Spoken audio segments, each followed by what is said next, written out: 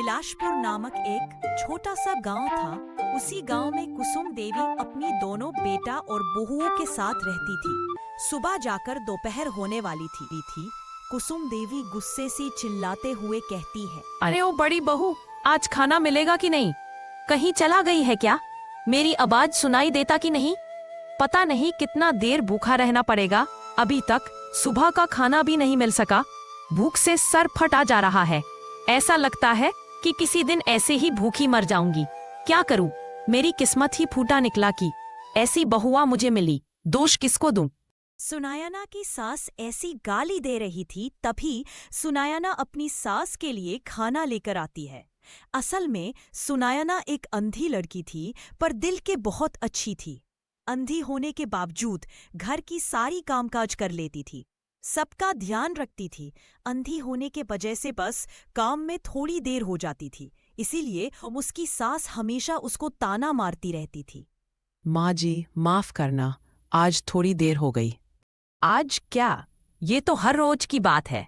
पता नहीं कभी जिंदगी में ठीक समय पर खाना मिलेगा कि नहीं। माँ जी, आप जानते हैं कि मैं अंधी हूँ, इसीलिए काम करने और काम खत्म करने में थोड़ी देर हो जाती है। पर कोई नहीं, आज आपका मनपसंद का खाना बनाई हूँ। खा के देखो, आपको बहुत पसंद आएगा। नहीं नहीं, खाना क्यों खाऊं? ऐसा लगता है कि तेरी बातों को ही सुन के पेट भरना पड़ेगा। तभी सुनायना की पति कमलेश वहां पर आता है। माँ, तुम भी ना सब जानते हुए भी क्यों हर रोज सुनायना को परेशान करती रहती हो? वो तो बेचारी अंधी होने की बावजूद घर की सारी काम के साथ साथ सबका ख्याल भी रखती है। तुम्हारी छोटी बहू से भी कुछ काम में सुनायना का हाथ बटाने को कभी कहा करो, शायद सारी काम ठीक समय पर हो जाए। अरे नहीं नहीं, तुम ये क्या बोल रहे हो? छोटी बहू श्रेया को इसमें क्यों खसीप रहे हो? वो काम के बारे में क्या जानती है? वो तो मेरी छोटी बहन जैसी है। मैं सब कुछ कर लूंगी। बड़ी आई काम करने वाली। एक काम तो ठीक समय पर नहीं होता, चली बड़ी बड़ी बातें बनाने। अरे माँ, अब गुस्सा थूक भी दो। खाना ठंडा हो रही है और तुम्हें भूख भी लगी है। जल्दी से खाना खा लो। अरे सुनायना, मेरे लिए भी खाना लगा दो। मुझे भी बड़ी जोर की भूख लगी है और मुझे थोड़ा काम भी है, इसीलिए मुझे 2 दिन के लिए सहार को जाना पड़ेगा। फिर सुनायना अपनी सास और कमलेश को खाना परोस देती है। खाना खाके कमलेश खुश होके सुनायना से कहता है, वाह वाह सुनायना, जो भी कहो, क्या खाना बनाया है। सच में तुम्हारी हाथों में जादू है। माँ, क्या कहते हो? हाँ हाँ, बस ठीक ठाक तो बना है। खाना खाने के बाद कमलेश सहार को जाने के लिए तैयार होता है और जाते समय सुनायना से कहता है, अरे सुनैना, जाते समय तो थोड़ी मुस्कुराओ ताकि मैं खुशी से अपना काम निपटा के जल्दी से सहार से आ सकूं। हा हा हा हा। हाँ हाँ, तुम माँ की बातों को दिल में मत रखना। वो जो भी कहे बस नजरअंदाज कर देना। नहीं नहीं, माँ की बातों का बुरा कैसा मानना। तुम मेरे लिए ज्यादा सोचो मत। बस जल्दी से काम खत्म करके शहर से जल्दी वापस घर को आ जाओ। हाँ हाँ भाई, ठीक है, तुम्हें कौन समझाए। अच्छा ठीक है, मैं अभी निकलता हूँ, तुम अपना ध्यान रखना। फिर कमलेश शहर के लिए निकल पड़ता है।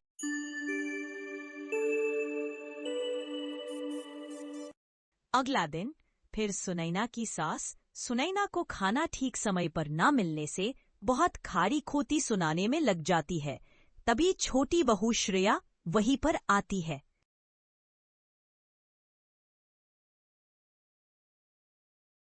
माँ जी, आपकी चिल्लाने से कुछ भी सुधरने वाली नहीं है। सब कुछ ठीक समय पर नहीं मिलने वाली है। उसे छुटकारा चाहिए तो यही सही मौका है। बड़े भैया घर पर नहीं है, उसे धक्के मारकर घर से निकाल दो और एक अच्छी सी लड़की देखकर बड़े भैया की शादी कर दीजिए। एक अच्छी लड़की के साथ साथ बहुत सारी दहेज भी मिल जाएगी। कम से कम ऐसी अंधी लड़की से तो छुटकारा मिल जाएगी। चुप करो छोटी बहू, ये कैसी बात बोल रही हो? हाँ, मानती हूँ कि वो अंधी है, सब काम देर से करती है, पर करती तो है, सबका ख्याल भी रखती है। आगे से ऐसी बात मत बोलना। हाँ हाँ, ठीक कहो तो बुरा। भलाई का जमाना ही नहीं रहा। मेरी बात दोबारा सोच के देखना, क्या करना ठीक रहेगा। ये कहकर श्रेया वहां से चली जाती है। श्रेया घर की कोई भी कामकाज नहीं करती थी। उल्टा हर रोज दूसरों की बुराई करने में लग जाती थी। अब श्रेया सुनायना को घर से कैसे निकालेगी उसी सोच में पड़ गई। तभी अचानक से उसको एक मंद बुद्धि आता है। सीधे से उसी गांव की एक गरीब औरत कमला के पास जाती है। कमला का पति एक नशेड़ी आदमी था, हमेशा नशे में डूबा रहता। कमला और उसकी बच्चे को कुछ भी नहीं देता था, इसीलिए कमला अपना पति और ऐसी जीवन से परेशान थी। इसी बात का फायदा उठाते हुआ श्रेया कमला से कहती है, अरे कमला, कैसी हो बहन? मैं तो हमेशा तुम्हारी बारे में सोचती रहती हूँ, कैसे तुम्हारी जिंदगी खुशी से भर जाए। आज से जान लो, तुम्हारी सारी दुख और तकलीफ खत्म ही हो गई, सिर्फ खुशी ही खुशी। ये कैसी बात करते हो? चाहे सूरज पश्चिम में उग सकता है, पर मेरी जिंदगी में खुशी, ये तो इसी जन्म में कभी ना हो पाएगा। हाँ, सब कुछ ठीक हो जाएगा। मान लो तुम्हारी सारी तकलीफ गई, इसीलिए तो मैं यहाँ आई हूँ। मैं ऐसी बाबा को जानती हूँ जो तुम्हारी पति को हमेशा हमेशा के लिए शराब की नशे से छुटकारा दे देंगे और एक अच्छा जिम्मेदार इंसान बना देंगे। क्या तुम सच कह रहे हो? क्या सच में वो बाबा ऐसे कर सकते हैं? क्या मेरी जिंदगी दोबारा खुशी से भर जाएगा? हाँ कमला, क्यों नहीं। तुम अच्छी तरह जानती हो कि मैं दूसरों का दुख और तकलीफ देख नहीं सकता। वैसे ही तुम मेरी बड़ी बहन जैसी हो, मैं तुम्हारी तकलीफ कैसे सहन कर पाता, पर उसके बदले तुमको मेरे लिए एक काम करना पड़ेगा। मुझे क्या करना पड़ेगा? बताओ, चाहे जो भी हो मैं करूंगी। फिर सुनो, इसके बदले तुम्हें मेरे सास के पास जाके वो अंधी और गब्बार लड़की सुनायना के खिलाफ झूठा चोरी करने का इल्जाम लगाना पड़ेगा। तभी कमला बोलती है, नहीं, मैं ऐसा बुरा काम कर नहीं सकता। अपनी जिंदगी सुधारने के लिए दूसरों को तकलीफ नहीं दे सकता। इसी में बुराई क्या है?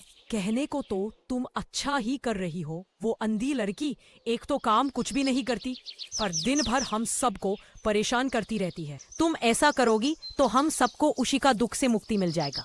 सोच लो, इसी में ही हम सबका भलाई छुपी रहे। मैं तो बस हम सबका भलाई चाहती हूँ।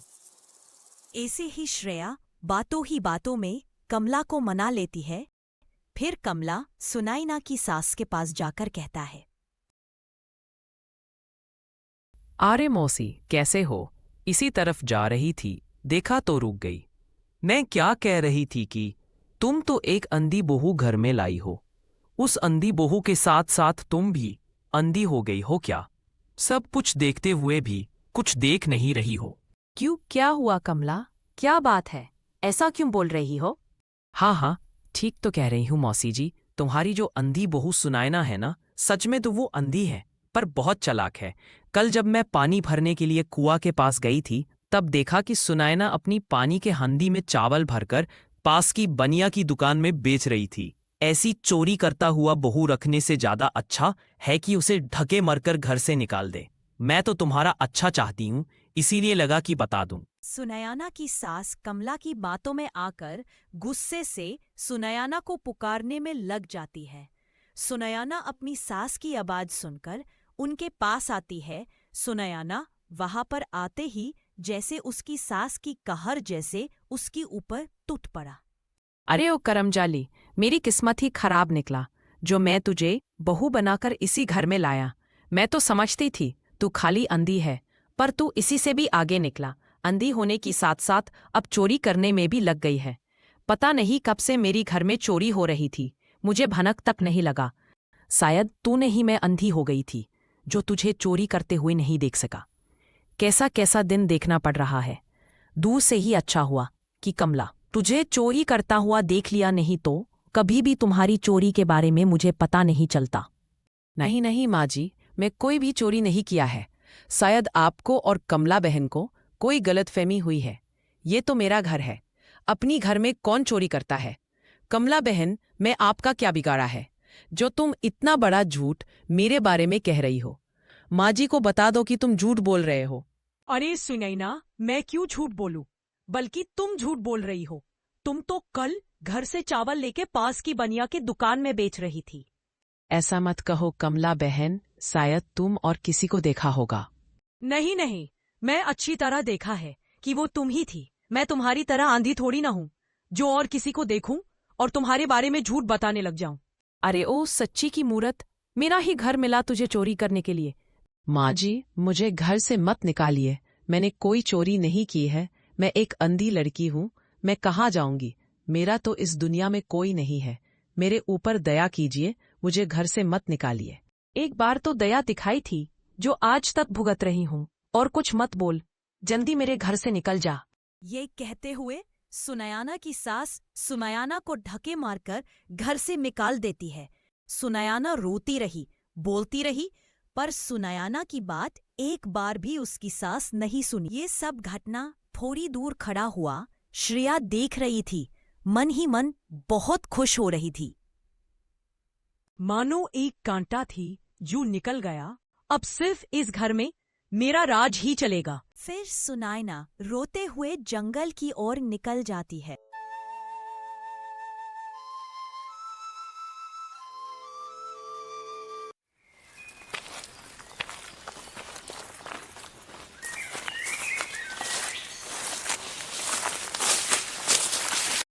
जंगल की बीचों बीच एक तालाब था। उसी तालाब से जंगल की सारी जीव जंतु आदि अपना प्यास मिटाते थे। जीव जंतुओं की पानी पीने की आवाज से यहाँ एक तालाब है सुनयना जान लेती है। फिर सुनयना रोते हुए बोलती है, लगता है कि यहाँ एक तालाब या नदी है। अब जीने का क्या ही फायदा? जिंदा रहूं तो किसके लिए? मैं सबके लिए एक बोझ ही तो थी। मुझे जिंदा रहने की कोई हक नहीं। मुझे मर जाना ही सही रहेगा। ये कहकर सुनयना जैसे ही वो तालाब की ओर अपना पैर निकलता है, तभी पीछे से वहां पर किसी का आवाज सुनाई पड़ता है। अरे ओ बेटी, रुक जा, भगवान के लिए रुक जा। ऐसा मत करो, एक बार मेरी बात सुन ले। ऐसा कहते हुए एक बुजुर्ग आदमी सुनयना के पास आता है। बेटी, तुम ये क्या करने जा रही थी? ये सा करना ठीक नहीं है। ये सा करने से महापाप लगता है। मुझे बताओ, तुम कौन हो और तुम खुद को क्यों मारने चली थी? फिर सुनयना रोते हुए बोलती है, मुझे मत रोको काका, मुझे मर जाने दो। मैं एक अंधी लड़की हूँ। मेरी सास मुझे चोरी करने का झूठा इल्जाम लगाकर घर से निकाल दिया। मेरे इस दुनिया में कोई नहीं है। मैं जिंदा रहूं तो किसके लिए रहूं? ये सब मत कहो बेटी, कोई भी किसी के लिए जिंदा नहीं रहता। मुझे ही देखो, इतनी बड़ी दुनिया में अकेला हूं। सब छोड़कर चले गए। तुम्हारी काकी थी, वो भी अगले साल गुजर गई। तुम मेरी बेटी जैसी हो। तुम मेरे साथ मेरे घर को चलो। आज से वो भी तुम्हारा घर है और तुम मेरी बेटी हो। फिर सुनयना वो बुजुर्ग आदमी के साथ उसके घर को चलती है।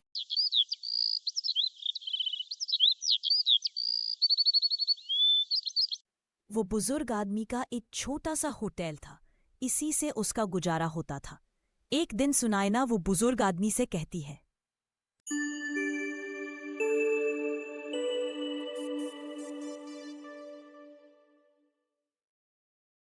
काका, मैं बचपन से अनाथ होने की वजह से मुझे घर की सारी कामकाज के साथ साथ बहुत अच्छी रसोई भी बना लेती हूँ। मुझे भी आपके होटल में आपका हाथ बटाने दिया करो। आपको थोड़ा आराम मिल जाएगा। हाँ बेटी, तुम ठीक कहते हो। ज्यादा बुढ़ापा होने की वजह से मैं भी सारी काम अब ठीक से कर नहीं पाता हूँ। बस जैसे तैसे करके ये होटल चला रहा हूँ। तुम थोड़ी मदद कर दो तो अच्छा ही रहेगा। उसी दिन से सुनयना होटल की काम में हाथ बटाने में लग गई। होटल की सारी रसोई सुनयना संभालने लगी। बस थोड़ी सी सब्जी और मसाला के साथ तरह तरह की पकवान बनाने लगी। सुनयना जब रसोई बनाती थी तभी काका बोलते हैं, क्या बेटी, आज तो मेरी होटल में से गजब की खुशबू आ रही है। ऐसा लगता है कि बहुत ही स्वादिष्ट खाना बनाया है तूने। लगता है कि आज ग्राहकों की भीड़ लग जाएगा। देखते हैं क्या होता है। देखते देखते सुनयना की हाथों से बना हुआ रसोई की खुशबू चारों तरफ फैल गया। आहा, क्या खुशबू है। लगता है कि काका आज बहुत स्वादिष्ट खाना बनाया है। ऐसा खुशबू तो पहले नहीं मिलता था। आज की खुशबू में अलग ही बात है। अब मुझसे रोका नहीं जा रहा है। भाई, मैं तो चला काका के होटल। तुम्हें चलना हो तो चलो, नहीं तो मैं चलता हूँ। ऐसे ही वो दिन बहुत सारा ग्राहक काका के होटल में खाना खाने आते हैं। होटल का सारा खाना बहुत जल्दी खत्म हो जाता है। फिर काका खुश होकर सुनायना से कहते हैं, बेटी आज तो गजब ही हो गया। जहां थोड़ा सा खाना बनाकर दिन भर ग्राहकों की इंतजार करता रहता, पर तब भी खाना खत्म नहीं हो रहा था। तुम्हारी वजह से आज होटल का सारा खाना बहुत जल्दी खत्म हो गया और बहुत मुनाफा भी हुआ। बेटी तुम्हारा बहुत बहुत धन्यवाद। कैसा धन्यवाद काका, बेटी कहते हो फिर धन्यवाद भी बोलते हो। आप नहीं होते तो पता नहीं मेरा क्या होता। लगता है कि तुम्हारा बनाया हुआ खाना लोगों को बहुत पसंद है। कुछ लोग तो खाना ना होने की वजह से लौट भी गए। लगता है कि कल से ज्यादा खाना बनाना पड़ेगा। हाँ काका, ठीक कहते हो। कल से मैं ज्यादा खाना ही बनाऊंगी। इधर कमलेश शहर से वापस आ जाता है। घर में आके सुनायना को ढूंढने लगता है। आ रहे हो सुनायना? कहाँ पर हो? ये सुनायना भी ना पता नहीं कहाँ पर चली जाती है। पर सुनायना उसे कहीं पर भी दिखाई नहीं दिया। कहीं पर ना मिलने से कमलेश अपनी माँ से सुनायना के बारे में पूछता है। माँ, तुम सुनायना को कहीं पर देखा है क्या? वो तो कहीं पर भी दिख नहीं रही है। कहीं पर गई है क्या? घर में हो तो दिखेगा ना। चोरनी कहीं की, वो हमारी घर में चोरी कर रहा था, इसीलिए मैं उसे धक्के मारकर घर से निकाल दिया है। ये तूने क्या कर दिया माँ? सुनायना कभी भी ऐसा काम कर नहीं सकता। वो तो एक अंधी लड़की है। उस पर भी तुम्हारा दया नहीं हुआ कि तुम उसे घर से ही निकल दिया। आज से मैं भी इसी घर नहीं रहूंगा। मैं चला सुनायना को ढूंढने। पता नहीं बेचारी कहाँ पर किसी हाल में मिलेगी। ऐसा कहते हुए कमलेश घर छोड़कर सुनायना को ढूंढने चला जाता है। फिर कुछ देर ढूंढने के बाद रास्ते में कुछ लोग बात करते हुए सुना कि अरे भाई, जानते हो कि नहीं, वो जो काका की होटल है ना, अब उसी होटल में एक अंधी लड़की खाना पका रही है। उस खाना की जो स्वाद है ना, पूछो मत। आहा, जो एक बार खाया वो जिंदगी में उस स्वाद को भूलने वाला नहीं है। वाह वाह, क्या खाना बनाती है। आज तो पक्का मैं खाना खाने काका के होटल जाऊंगा। इसी बात को सुनते ही कमलेश मन ही मन कहता है, ये सभी पक्का ही सुनायना के बारे में बात कर रहे हैं। मेरी सुनायना ही ऐसा है जो ऐसा खाना बना सकती है। फिर कमलेश काका के होटल जाके वहां पर सुनायना को देख के बहुत खुश हो जाता है और सुनायना से कहता है, सुनैना कैसी हो? मुझे माफ करना, तुम्हारे साथ ये सब हो गया। मुझे पता तक नहीं चला। मैं भी उस घर को छोड़ के चला आया हूं जिस घर में तुम्हारे लिए जगह नहीं है। मैं भी उसी घर में कभी नहीं रहूंगा। कमलेश का आवाज सुनते ही सुनायना खुश हो जाती है, पर कमलेश का घर छोड़ने के वजह से सुनायना दुखी होकर बोलती है, तुमने ये क्यों किया? माँ जी बहुत दुखी होंगे। जो होनी थी वो हो चुका है। माँ जी का ख्याल कौन रखेगा? तुम घर वापस चले जाओ। मैं यहाँ पर ठीक तो हूँ, मेरी चिंता मत करो। ज्यादा बात मत करो। मैं तुम्हें छोड़कर कहीं पर भी नहीं जाने वाला। मैं अब तुम्हारे साथ ही रहूंगा। मैंने कह दिया तो बस कह दिया और कुछ मत बोलो। काका, आप ही समझाइए उसे। बेटी मान भी जाओ, ये भी मेरा बेटा जैसा ही है। उसी दिन से कमलेश भी उनके साथ रहने लगे। होटल के काम में भी हाथ बटाने लगे। धीरे धीरे होटल की बिक्री भी बढ़ने लगा। देखते देखते होटल की झोपड़ी एक अच्छा होटल में परिवर्तित हो गया। हर समय होटल में ग्राहकों की भीड़ जमने लगा। इधर सुनैना की सास हमेशा की तरह खाना मांग रही थी। श्रेया बहू, सुनती है कि नहीं? सुबह जाके दोपहर खत्म होने को है, पर तुम अभी तक खाना नहीं दिया। क्या हो गया है तुम्हें? ऐसा लगता है कि भूख की वजह से आज ही मर जाऊंगी। सुनायना देर से ही पर खाना तो देती थी। मेरी माती मर गई थी, जो बहकाबू में आकर सुनायना को घर से निकाल दिया। ऐसे ही सुनायना की सास गुस्से से श्रेया के ऊपर चिल्ला रही थी। तभी श्रेया वहां पर आती है। चुप कर बुड्डिया, जब देखो बकर बकर करती रहती है। तुझे खाना चाहिए तो खुद बना के खा लो। मैं कोई खाना फना बनाने वाली नहीं हूँ। मुझे नौकरानी समझ के रखा है क्या? ज्यादा बकर बकर हुई तो घर से निकाल दूंगी। हाँ हाँ, खाना जब बनाएगी मेरे लिए भी बना लेना, और तू और घर की सारी काम भी जल्दी से खत्म कर देना। मैं थोड़ा घूम के आती हूँ, घर में बैठे बैठे बोर हो गई हूँ। ऐसा कहकर श्रेया बाहर से चली जाती है। इधर उसकी सास घर की सारा काम करने में लग जाती है और मन ही मन खुद को कोसने लगती है। जैसी करनी बेसी भरनी, मैं अपनी कर्मों की फल भुगत रही हूँ। दोष किसको दूं? बेचारी सुनायना कितनी विनती कर रही थी, पर मैं उसकी एक भी नहीं सुनी। कमला ठीक ही कह रही थी, मैं सच में अंधी हूँ जो उसकी बातों में फंस गई और मेरी लक्ष्मी जैसे बहू को घर से निकाल दिया। मैं अपनी अच्छी बहू और बेटा को खो दिया। ऐसा कहते हुए सुनायना की सास फुट फुट कर रोने लगी और कहने लगी, अब इस जिंदगी का क्या ही मतलब, चलती हूँ कहीं जाके मर जाऊंगी। ये सोचकर सुनायना की सास चलने लगी। थोड़ी दूर चलने के बाद दिन भर भूख और प्यास के वजह से वहीं पर गिरकर बेहोश हो जाती है। उसी टाइम कमलेश बाजार से सब्जी लेके जा रहा था। अपनी माँ को बेहोश देखकर बहुत डर जाता है। पानी का छींटा मारकर उनको होश में लाने की कोशिश की। थोड़ी देर बाद उनको होश आ जाता है। माँ, तुम ठीक तो हो ना? अब कैसा लग रहा है? तुम्हें क्या हुआ है? और तुम यहाँ पर क्या कर रही हो? बेटा, मुझे माफ कर देना। मैं अपनी बेटी जैसी बहू को गलत समझकर घर से निकाल दिया। उसी का सजा भुगत रही हूँ। सुनायना और तुम घर छोड़ देने के बाद श्रेया मेरे से घर की सारे काम करवाती थी और खुद दिन भर सोती और घूमती रहती। ये सब मेरी कर्मों फलों का नतीजा है। ऐसा कहते हुए सुनायना की सास फुट फुट कर रोने लगी। वो सब छोड़ो माँ। श्रेया आपके साथ ऐसा कैसे कर सकती है? उसे तो सबक सिखाना ही पड़ेगा। फिलहाल तुम अभी सुनायना के पास चलो। वो तुम्हारा ख्याल रखेगी, तुम्हें कुछ खाने को देगी। बहुत समय भूख और प्यास के वजह से तुम बहुत कमजोर हो गए हो। और तुम्हें पास पाके सुनायना बहुत खुश भी होगी। फिर कमलेश अपनी माँ को सुनायना के पास ले जाता है। सुनायना भी अपनी सास को पास पाके बहुत खुश हो जाती है और अपनी सास का बहुत ख्याल रखती है। दिन रात उनकी सेवा करती है। कुछ दिन बाद वो ठीक होने लगती है। फिर सब मिलकर अपने घर को जाते हैं।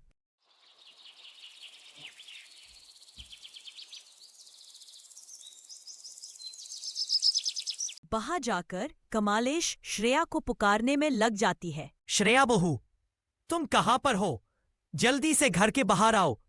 कमलेश का आवाज सुनकर श्रेया घर के बाहर आती है। क्यों इतना जोर से चिल्ला रहे हो? ये क्या कम चिल्ला रही थी जो तुम दोनों भी चिल्लाने में लग गए? अच्छी खासी नींद आ रही थी, तुड़वा दिया। श्रेया, तुम ये क्या बोल रहे हो? माँ के साथ ऐसा कैसे कर सकती हो? वो सब ज्ञान किसी और को सुनाना, वो भी तो तुम्हें घर से निकाल दिया था। चाहे जो भी हो, वो हमारी माँ है। तुम माँ के साथ इसी तरह व्यवहार कैसे कर सकती हो? ये घर माँ की है। माँ जो भी कहेगी इसी घर में वही होगा। श्रेया बहू, तुम बहुत बदतमीज हो गए हो। जल्दी से मेरे घर से निकल जा। तुम्हारे लिए इसी घर में कोई जगह नहीं है। अब मैं सुनायना बहू और बेटा के साथ इसी घर में रहूंगी। इसी बात से श्रेया बहुत डर जाती है और डर के मारे रोते हुए बोलने लगी। नहीं नहीं माँ जी, मुझे माफ कर दीजिए। मुझसे बहुत बड़ी गलती हुई है। आगे से ऐसी गलती कभी नहीं करूंगी। आपकी सारी बात मानूंगी, पर मुझे इसी घर से मत निकालिए। माँ जी, श्रेया को माफ कर दीजिए। वो भी आपकी बेटी जैसी है। उसे ठीक या भूल की समझ नहीं थी। हम सब मिलकर पहले जैसे हंसी खुशी इसी घर में रहेंगे। मुझे माफ कर दीजिए बड़ी दीदी। मेरी वजह से आपको कितना कुछ सहना पड़ा, इसी घर को भी छोड़ना पड़ा। मैं जानती हूँ मैं माफी की काबिल नहीं हूँ, पर हो सके तो मुझे माफ कर देना। चुप करो पगली, तुम तो मेरी छोटी बहन हो। छोटी बहन से गुस्सा कैसा? इसीलिए तुम्हारी सारी गलती माफ।